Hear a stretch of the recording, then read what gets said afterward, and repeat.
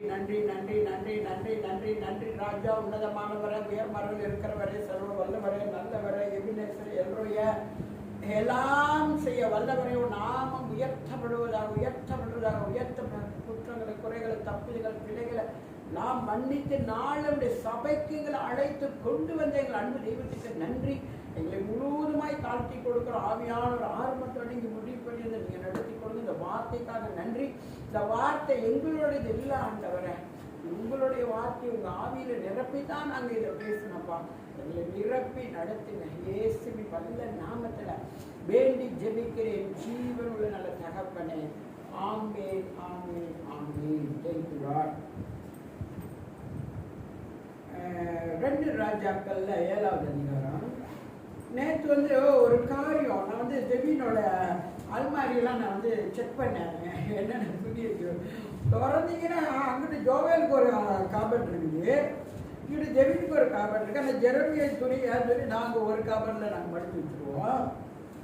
அப்போ நேற்று நான் பார்த்தேன், இந்த ஜெபீனோட காபட்டில் இவ்வளோ துணிகள் இருக்குது. அவன் அங்கே போனாலும் அங்களால துணி இருக்குது, நிறைய எங்கேருந்து எடுத்துகிட்டு போக மாட்டான் ஒன்றையுமே. அப்படின்னு நான் ஒரு துணியாக செக் பண்ணேன். ஒரு சட்டையாக நான் செக் பண்ணேன். நல்ல சட்டை, எல்லாம் குவாலிட்டியான சட்டைங்க. அப்புறம் செக் பண்ணிகிட்டே வரும்போது அங்கே நடுவில் ஒரு பனியன் பார்த்துட்டேன். அவனோட பனியன் ஒன்று அது ஜெவி நீ மறந்துட்டே ஞாபகம் இருக்கா? நான் எடுத்து பார்த்தேன். அது ஒரு காலத்தில் என் பிள்ளைங்க ரேப் கோலாலம்பூருக்கு போவாங்க. நான் இப்போ ஒரு காரியம் அது சொல்கிறேன். கோலாலம்பூருக்கு போய் பாட்டு செய்வாங்க. என் பிள்ளைங்க அந்த என்னடா வச்சுருந்தேன் ஸ்டூடியோ இருந்துச்சு. எங்கள் வீட்டிலே ஸ்டூடியோ இருக்கும். பாட்டெல்லாம் எழுதுவாங்க, அவங்களே மியூசிக் பண்ணுவாங்க, அவங்களே பாடுவாங்க. மக பாடுவோம், என் மக சின்னவன் பாடுவான். 3 பேரும் எல்லாம் ஜாயின் பண்ணி தான் செய்வாங்க. அப்போ நேற்று அந்த டிஷர்ட்டை நான் பார்க்கும்போது எனக்கு ஒரு சர்ப்ரைஸ் ஆகிடுச்சு. நான் பார்த்தது இல்லை ஒரு நேரம். அதில் அவனோட ஃபோட்டோ போட்டுருக்கு. அப்படியே ரேப் செய்கிற மாதிரி, இந்த கையில் தொப்பி வச்சுருக்கான், அப்படியே ரேப்கார மாதிரி இருக்கான். அங்கிட்டு போட்டிருக்கான் ஜெபீன். என்ன பேர்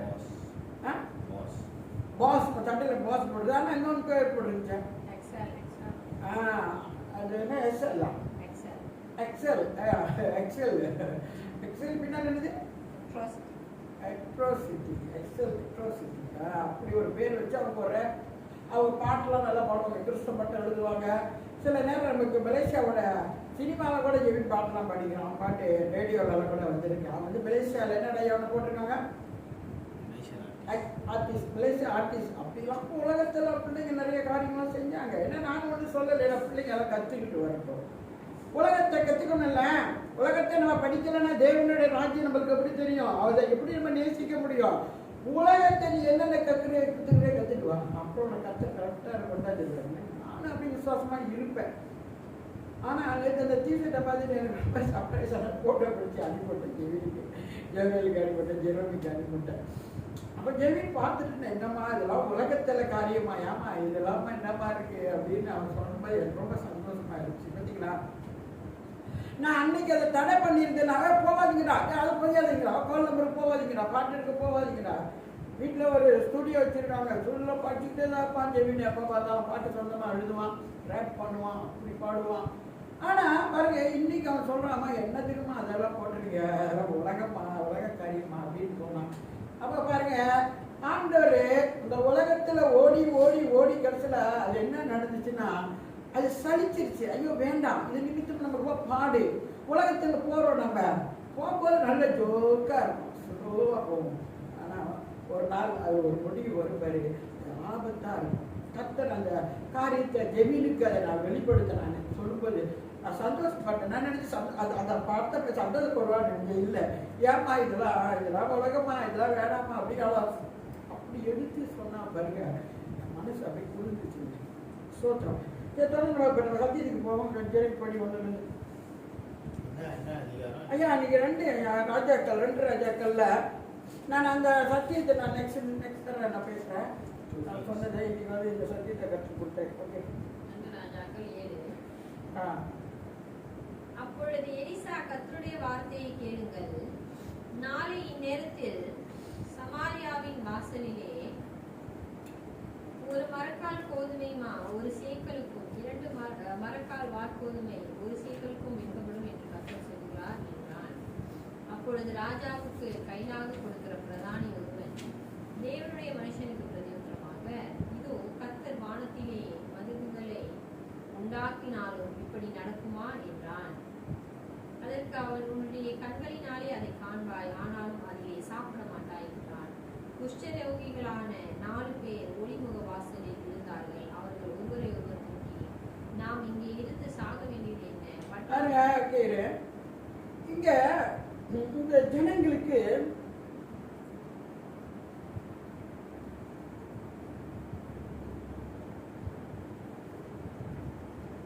ஒரு பாடு, ஒரு கஷ்டம், ஒரு நெருக்கம். அப்போ சாப்பிட கூட வழி இல்லை தெரியுமா? சாப்பாடு கூட வழி இல்லை தெரியுமா அந்த ஜனங்களுக்கு? ஏன்னா இந்த புறஜாதிக்காரனுங்கெல்லாம் வந்து அங்கே உட்காந்துக்கிட்டு இவங்க இடத்த பிடிச்சிக்கிட்டு இவங்களுக்கு வர எல்லாத்தையும் அவங்க தடை பண்ணி அவனுக்கு நல்லா சுகிச்சு சாப்பிட்டுட்டு சந்தோஷமா வாழ்ந்துட்டு இருக்காங்க. ஆனால் நம்ம ஜனங்களோ அங்கே ரொம்ப வறுமையிலையும் கஷ்டத்துலையும் சாப்பாடு இல்லாமல் ராஜா முதல்ல பிள்ளைங்க எல்லாம் குடிகளும் வறுமையில் இருக்காங்க. சில நேரம் பிள்ளையை வெட்டி கூட சாப்பிடுவாங்களாம் சாப்பாட்டுக்கு வழி இல்லாமல் அந்த ஜனங்க தெரியுமா? பிள்ளையும் தன் சொந்த பிள்ளைங்களை கூட வெட்டி கூட ஆக்கி சாப்பிடுவாங்களாம். ஆனால் சாப்பாட்டுக்கு வழி இல்லையா? என்ன? ராஜா ரொம்ப துக்கமாக இருப்பார், ரொம்ப கவலையாக இருப்பார். ஐயோ என் தேசத்தில் இப்படிலாம் பிரச்சனை இருக்கே. அப்போ போய் அந்த எலிசாவை கூட்டிகிட்டு வர சொல்லுவார். போய் இந்த தேவ மனுஷனை கூட்டிகிட்டு வாங்க, நம்ம அவர்கிட்ட கேட்போம் என்ன நம்மளுக்கு இப்படி இருக்கு, இல்லை நம்ம செத்து போயிடுவோமே, அவன் வாழ்க்கையில் வாயில் என்ன ஆண்டு வார்த்தையை கொடுக்குறான்னு நம்ம கேட்போம் அப்படின்னு எலிசாவை கூட்டிகிட்டு வர சொல்கிறாரு. பத்தியா மேலே 33 பாருங்க, அந்த 6:33 படிக்கிறது. அவர்களோடு அவர் பேசிக் கொண்டிருக்கையில் அந்த ஆள் அவனிடத்தில் வந்து, இதோ இந்த பொல்லாப்பு கர்த்தரால் உண்டானது, நான் இனி கர்த்தருக்காக காத்திருக்க வேண்டியது என்ன என்று ராஜா சொல்கிறார். பொல்லாப்பு வந்துருச்சு பாருங்க, நம்ம என்ன நம்ம காத்துட்டு இருக்க வேண்டியது. ஆனாலும் இந்த மனுஷனை எலிசாவை முதல்ல கூட்டிட்டு வர சொல்றாங்க. 32வது படி. எலிசா தன் வீட்டில் உட்கார்ந்திருந்தான், மூப்பரும் அவனோடு உட்கார்ந்திருந்தார்கள். அப்பொழுது ராஜா ஒரு மனுஷனை தனக்கு முன்னே அனுப்பினான். இந்த ஆள் எலிசாவினிடத்திற்கு வரும் முன்னே அவன் அந்த மூப்பரை நோக்கி, தலையை வாங்க அந்த கொலைபாதகனுடைய மகன் ஆள் அனுப்பினான், பார்த்தீர்களா? அந்த ஆள் வரும்பொழுது நீங்கள் அவனை உள்ளே வரவிட்டாமல் கதவை பூட்டி போடுங்கள், அவனுக்கு பின்னாக அவன் ஆண்டவனுடைய காலின் சத்தம் கேட்கிறது அல்லவா என்றான். பாருங்க இப்படி காரியம் அந்த இடத்துல இருக்கு. அப்போ ராஜாவுக்கு ஒரு பதில் வேணும். நாங்க இப்படியே சாவறதா என் ஜனங்களாம் பசிலையும் கொடுமையிலும் இருக்கிறாங்களே, என்ன செய்வோம் ஆண்டவரே? விலைவாசியெல்லாம் ஒரு ஜாமான் எடுத்தீங்கன்னா அவ்வளோ வேலை, தங்க வேலை இப்போ நிறைய ஏறிச்சுல. நம்ம பார்த்தோம் தானே, வாங்க முடிஞ்சிச்சா? பவுன் கடைக்கு போகிற முடிஞ்சிச்சா? பவுனை வாங்கலான்னு ஆசை வந்துச்சா? எல்லாரும் என்ன செஞ்சாங்க? பித்தளை நகையை வந்து பவுன் மாதிரியே இருக்கிறதுல ரொம்ப ரொம்ப ஆர்டர் பண்ணி அதுதான் இப்போல்லாம் நம்பி ஆளுக்கு வாங்கி போடுறாங்க. பவுன் கடைக்கு போகிறது என்ன தங்க வேலை அப்படி அந்த மாதிரி ஒரு வேலை. அந்த சாப்பாடுகளுக்கே விலைவாசி அந்த ஊரில். அப்படி இருக்கிற சூழ்நிலை ராஜா ரொம்ப கண்ணீரோட அழுது ஆண்டவர்கிட்ட கேட்பார், என்ன என் ஜனங்களுக்கு இவ்வளோ பாடாக இருக்கு எப்படி? அப்போ தேவ மனுஷனை வர சொன்னாலும் தேவ மனுஷன் வந்தான். அப்பொழுது எலிசா, கர்த்தருடைய வார்த்தையை கேளுங்க. நம்ம நினைக்கிறோம் இவன் என்ன பெரிய இவனா, இவன் என்ன பெரிய ஊழியக்காரியா, இவன் என்ன பெரிய ஊழியக்காரனா, இவன் பேச்ச நான் என்ன கேட்கறது, என் வழிதான் நான் வழி, என் வழி தெரியவில்லை அப்படின்னு ரொம்ப பேர் போறாங்க.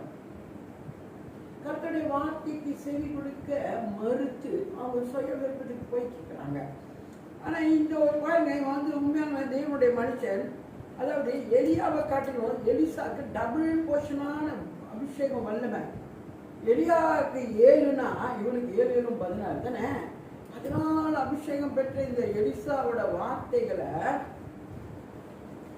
அவங்க சொல்ல வரும்போது அங்க என்ன நடக்குதுன்னா, நாளை இந்நேரத்தில் சமாரியாவின் வாசலிலே ஒரு மரக்கால் கோதுமை மா 1 சொக்காலுக்கும் 2 மரக்கால் வார்கோதுமை 1 சொக்காலுக்கும் விற்கப்படும் என்று கர்த்தர் சொல்கிறார் என்றான்.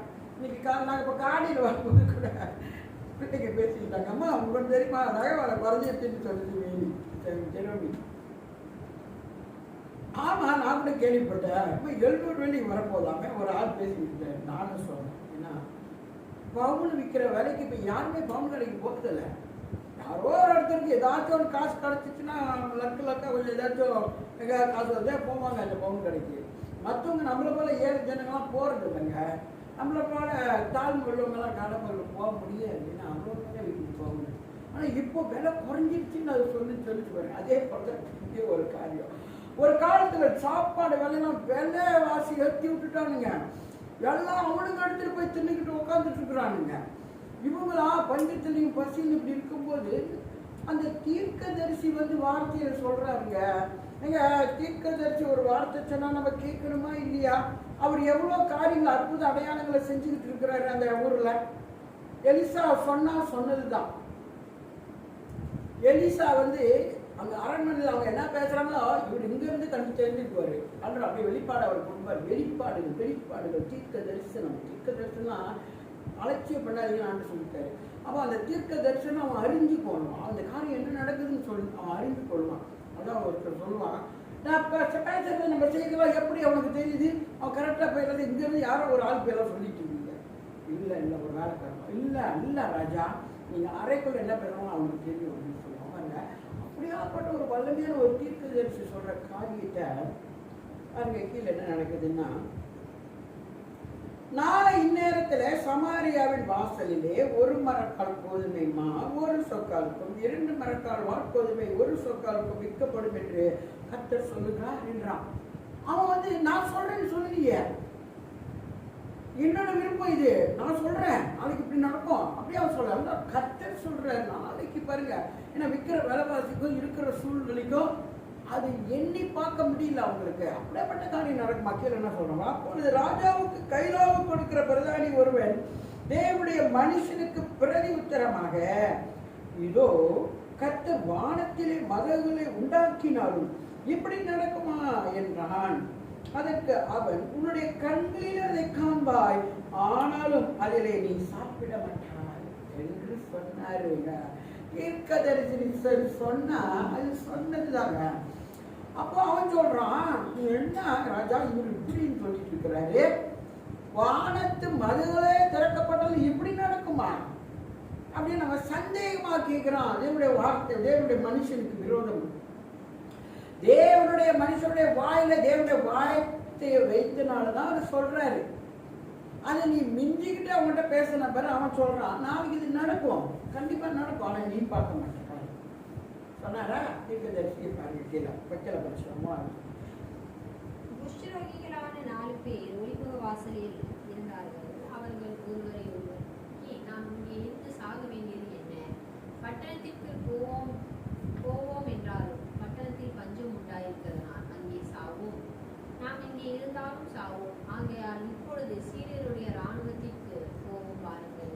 அவர்கள் நம்மை உயிரோடே வைத்தால் பிழைக்கிறோம், நம்மை கொன்றால் சாகிறோம் என்று சொல்லி. ஆமே. இப்ப வருங்க, அங்க வந்து குஷ்டரோகிகள் இருந்திருக்காங்க. குஷ்டரோகிகள் என்னங்க செய்வாங்க அந்த காலத்துல? மருந்து இருக்கா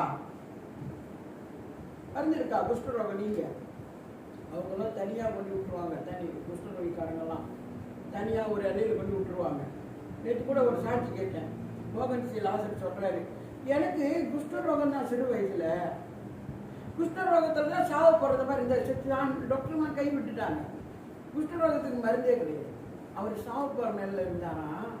அப்போதான் ஒரு ஊழியக்காரங்க வந்து அவருக்கு ஜெபம் பண்ணி கர்த்தர் அவரை தொட்டு குஷ்டரோகத்துல விடுதலை கொடுத்தாரு அவர் சொன்னார்.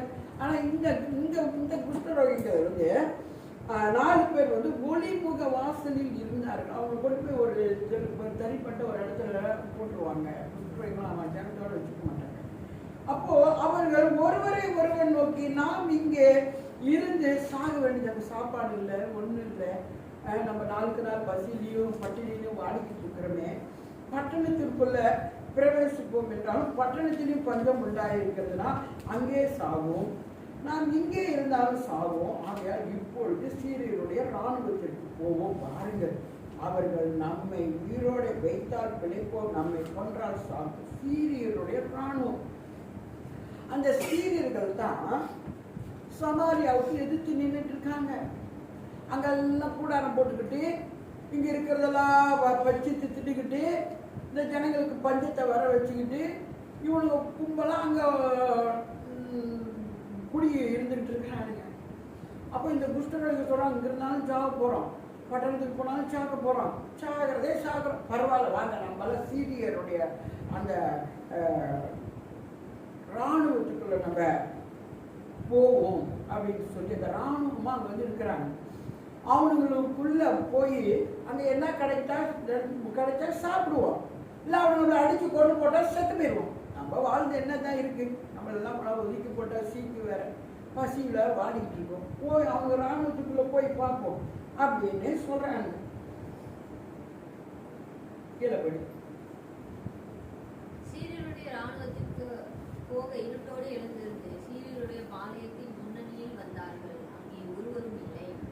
ஆண்டவர் சீரியரின் இராணுவத்திற்கு ரதங்களின் இரைச்சல்களையும் குதிரைகளின் இரைச்சலையும் மகா இராணுவத்தின் இரைச்சலையும் கேட்கப்பட்டதனால் அவர்கள் ஒருவர் நோக்கி, இதோ நம்மிடத்தில் போருக்கு வர இஸ்ரவேலின் ராஜா ஏத்தியரின் ராஜாக்களையும் எகிப்தியரின் ராஜாக்களையும் நமக்கு விரோதமாக கூலி கூறுகிறான் என்று சொல்லி இருட்டோடு எழுந்திருந்து ஓடிப்போய் தங்கள் கூடாரங்களையும் தங்கள் குதிரைகளையும் தங்கள் கழுதைகளையும் தங்கள் பாளையத்தையும் அவைகளில் இருந்த பிரகாரமாக விட்டு தங்கள் பிராணன் மாத்திரம் தப்பும்படி ஓடி சொன்னார். இவ பாருங்க கத்தோட காரியம் செஞ்சது. இந்த சீரியருக்கு வந்து எல்லாம் அடிச்சு பிடிச்சி வாங்கி தின்னுக்கிட்டு நல்லா கும்மாளம் போட்டுட்டு இவனுக்கு இருக்கிறானுங்க. இவனுங்களை அதை தீர்க்கதரிசி ஏற்கனவே சொல்லிட்டாரு, நாளைக்கு இந்நேரத்தில் என்ன இப்போ நைட்டே கத்துற ஒரு காரியத்தை செஞ்சுட்டாரு அவங்களுக்கு சாயந்தரமே. அப்போ அவங்களுக்கு காதில் வந்து குதிரைகள் சார்பில் குதிரைகள் ஓடுற மாதிரி காதில் கேட்குது. அப்போ உங்களுக்கு ஒரு பயம் வந்துருச்சு பாருங்க ராணுவத்தில் உள்ளவங்களுக்கு. ஐயோ ராஜா இந்த 2 நாட்டு ராஜாவை கொண்டு வந்துட்டான், நம்மளுக்கு அழிவு தான், இனிமேல் நம்ம இங்கே இருக்க முடியாதுன்னு சொல்லி அவன் துண்டை காணும் துணியை காணும் எல்லாத்தையும் விட்டு அடிச்சுட்டு கிளம்பி போயிட்டாரு. கிளம்பி போன உடனே பாருங்க அந்த சத்தம் ஆண்கள் சத்தத்தை அவன் காதில் கேட்க வைத்தாரு. ஆனால் வரல அவன் உண்மையாலுமே. ஆனால் அப்படி ஒரு சத்தம் கேட்டு எல்லாம் பயந்து எல்லாத்தையும் விட்டடிச்சுட்டு போயிட்டானுங்க பாருங்க. இந்த சீரியர்கள் போயிட்டானுங்களா இந்த யாரு பண்ணுங்க சீரியருடைய ராணுவத்துக்கு சீரியர்கள் போயிட்டாங்க. போயிட்ட உடனே பாருங்க கர்த்தர் இந்த குஷ்டரோகிகளுக்கு ஒரு ஞானத்தை கொடுக்குறாரு பாருங்க. இங்க இருந்து நம்ம என்ன செய்ய போறோம், பட்டணத்துக்கு போனாலும் ஒண்ணும் இல்லை, இங்கே நம்ம சாவதான் போறோம், எல்லாம் திறந்தாலும் கடைசியா நம்ம போய்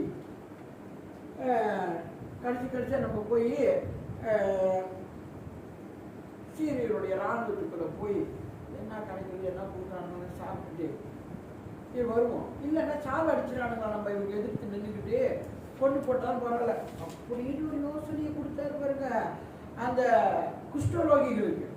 கர்த்தருக்கு யாரை கொண்ட வச்சு காரியம் செஞ்சிருவாரு, உன்னை வச்சு செஞ்சிருவாரு, என்ன வச்சு செஞ்சிருவாரு, அவனை வச்சு செஞ்சிருவாரு, எல்லாரும் வச்சு செஞ்சிருவாரு கர்த்தர் அப்படியே போட்டாங்க. அப்போ அவனுக்கு போயிட்டாங்க. உள்ள போய் பார்த்தாக்கா பயந்துக்கிட்டு தான் போனாங்க, இருட்டோட ஒன்று போகிறாங்க. போய் பார்த்தா யாருமே காணும் அந்த வீட்டுக்குள்ள. அந்த கூட போய் எல்லாத்தையும் சாப்பிட்டுட்டு அங்கே இருக்கிற நகை நட்டு எல்லாத்தையும் போய் வாதிக்கிட்டு யாரும் இல்லை போய் விசில் வாங்கிட்டு அவங்க ஒன்று வச்சுட்டாங்க அவன்கிட்ட. அப்புறம் இன்னொரு கூட இடத்துக்கு போனாங்க. அங்கே போய் பார்த்தாலும் படிச்சுக்கோங்க. இந்த குஷ்டரோகிகள் பாளையத்தின் முன்னணி மட்டும் வந்தபோது ஒரு கூடாரத்திற்கு பிரவேசித்து புசித்து குடித்து அதிலிருந்து வெள்ளியையும் பொன்னையும் வஸ்திரங்களையும் எடுத்துக்கொண்டு போய் ஒழித்து வைத்து திரும்பி வந்து வேறொரு கூடாரத்திற்கு பிரவேசித்து அதிலிருந்தும் அப்படியே எடுத்துக்கொண்டு போய் ஒழித்து வைத்து பின்பு அவர்கள் ஒருவரை ஒருவர் நோக்கி, நாம் செய்கிறது நியாயமல்ல, இந்நாள் நற்செய்தி அறிவிக்கும் நாள், நாம் மௌனமாய் இருந்து பொழுது விடியும் மட்டும் காத்திருந்தால் குற்றம் நம்மேல் சுமரும். இப்பொழுதும் நாம் போய் ராஜாவுடைய அரண்மனையாருக்கு இதை அறிவிப்போம் பாருங்கள். இப்போ முதல் ஒரு கூடாரத்துக்கு போனாங்க, யாருமே இல்லை, நல்லா சாப்பிட்டுட்டு திருப்தியா அங்கே இருக்கிறத வாரி கட்டு வந்து வச்சுட்டாங்க.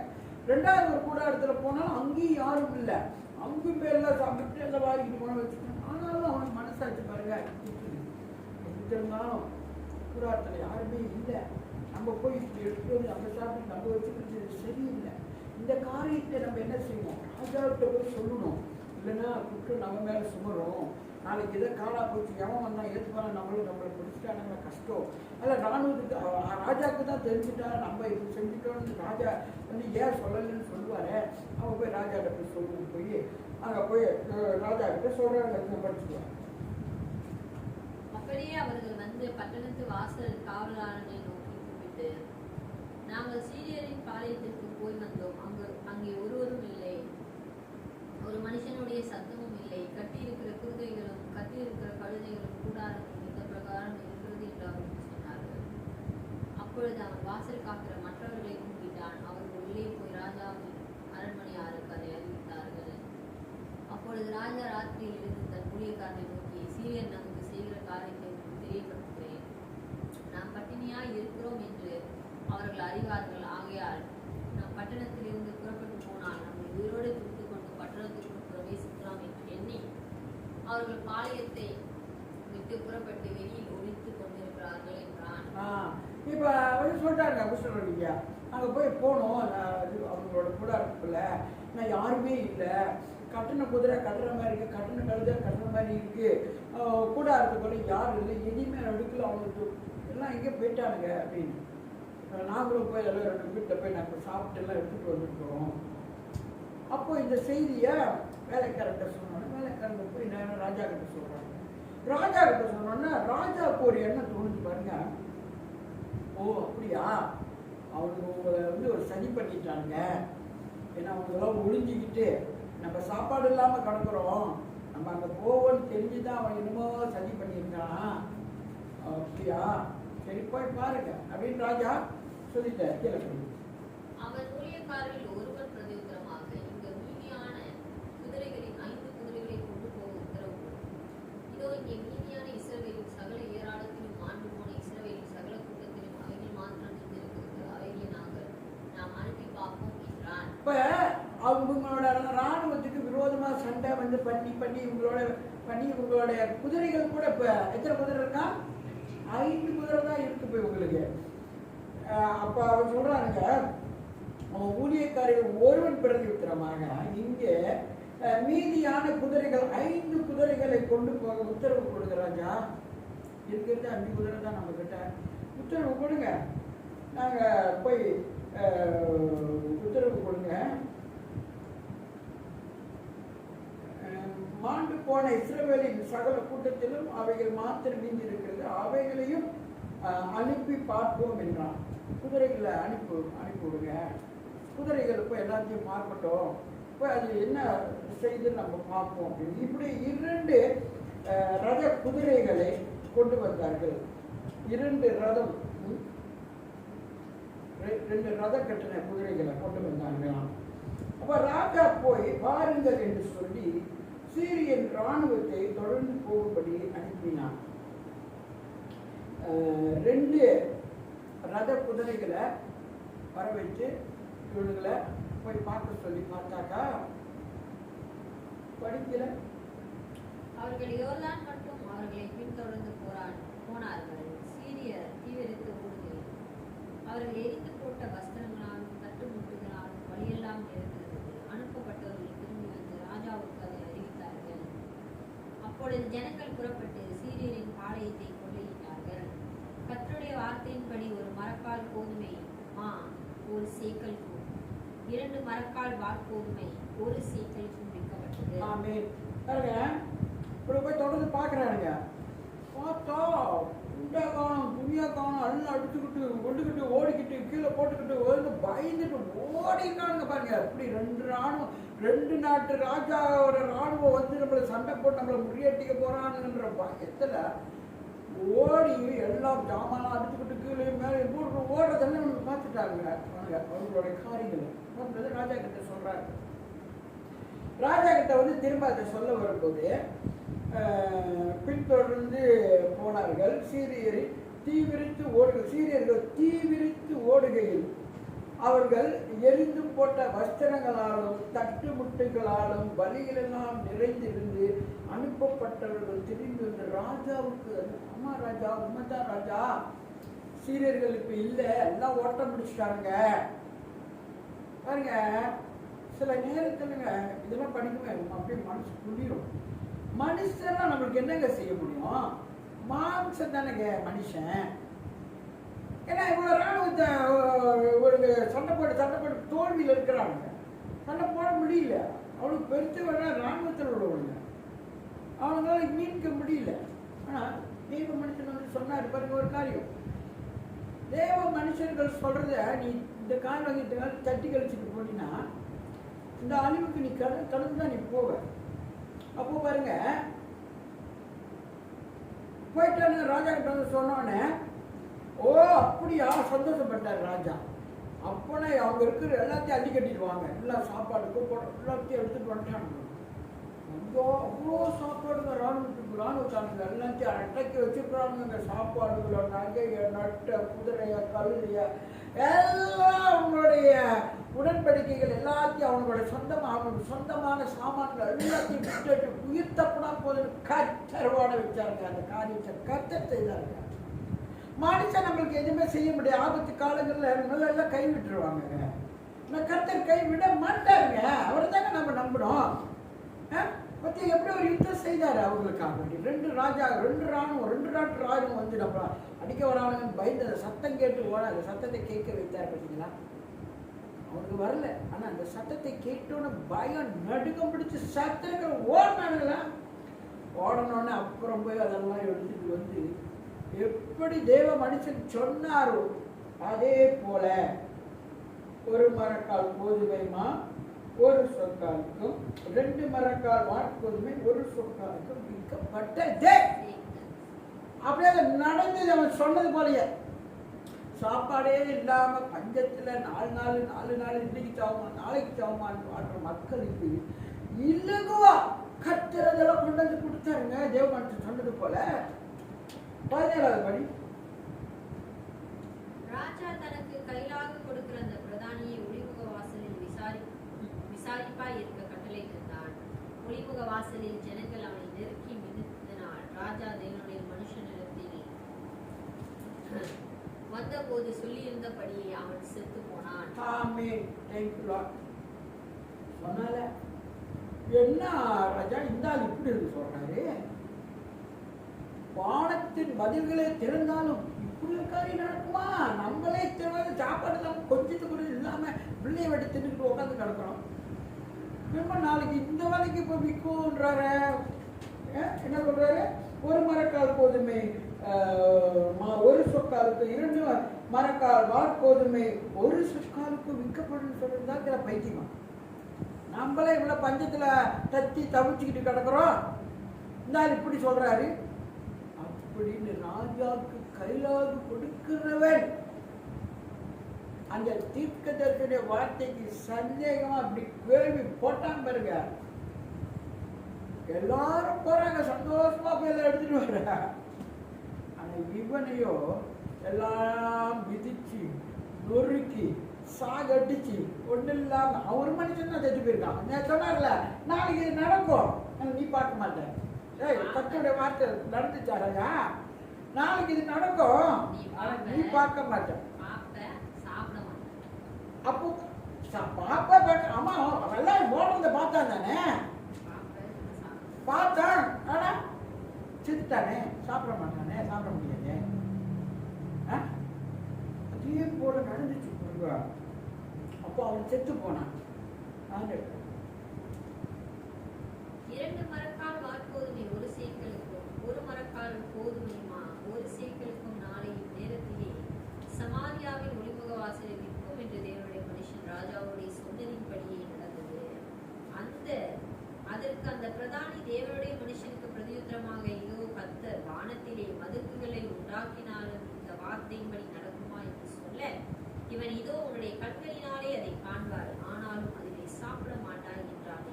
அந்த பிரகாரமாக தானே அவனுக்கு நடந்தது. ஒளிமுக வாசலில் ஜனங்கள் அவனை நெருங்கி மிதித்ததினாலே அவன் செத்து போனான். பாருங்க பாருங்க, சொன்னாருன்னு அதை செஞ்சிருவாங்க. கத்திர சொல்லிட்டு செய்யாம போக முடியாது. நான் என்ன மனுஷனா? நான் சொன்னதை செய்யாமல் போறதுக்கு நான் மனு கொடுத்துறேன்னா உங்களுக்கு அதை நான் செய்யாமல் போறதுக்கு நான் கேட்கிறேன் பாருங்க. அதே போல அந்த ஒரு மனுஷன் எல்லாரும் மிதிக்கப்பட்டு செத்து போனாங்க. அப்படி ஒரு மரணத்தை அவனுக்கு கொடுத்துட்டாரு ஆண்டவர். சாப்பிட முடியல அவன். அந்த ஒரு சொற்காலுக்கு வாங்கி சாப்பிட அவனுக்கு சரி. அப்ப 2 மரக்கால் கோதுமை ஒரு சொற்காலுக்கும், ஒரு மரக்கால் கோதுமை மா ஒரு சொற்காலுக்கும் நாளை இந்நேரத்தில் சமாரியில ஒளிமுக வாசல் விற்கும் என்று தேவனுடைய மனுஷன் ராஜாவோட சொல்லிக்கிட்டு இருந்தது. இந்த கைலாக கொடுக்கறவனுக்கு என்ன திமிரு? அதுக்கு எதிர்த்து பேசலாம். ஒரு தேவ மனுஷன் வந்து சொல்றான், தேவன் சொல்றதை சொல்றான், தேவனோட இருக்கிறவன், அவன் அபிஷேகம் பெற்றவன், அவன் பல காரியங்களை செஞ்சுட்டு வந்திருக்கான், அவனுக்கு தெரியாதா? நீ அவனை சந்தேகப்படணுமா? இம்மட்டுமா கர்த்தர் அவனை நடத்தி கொண்டு வந்தாரு, அவனுடைய வார்த்தை நீ கனம் பண்ணியா? நீ அலட்சிய பண்ண அந்த தேவ மனுஷனை, அலட்சிய பண்ண உனக்கு இதுதான் கதி நான் விட்டாரு. அதனால அவன் இல்லாம போயிட்டாங்க சாப்பிட அப்படின்னு சொல்ற. அதற்கு அந்த பிரதானி தேவனுடைய மனுஷனுக்கு பிரதி உத்தரமாக, இதோ கர்த்தர் வானத்தின் மதங்களை உண்டாக்கினாலும் இந்த வார்த்தைப்படி நடக்குமா என்று சொல்ல, இவன்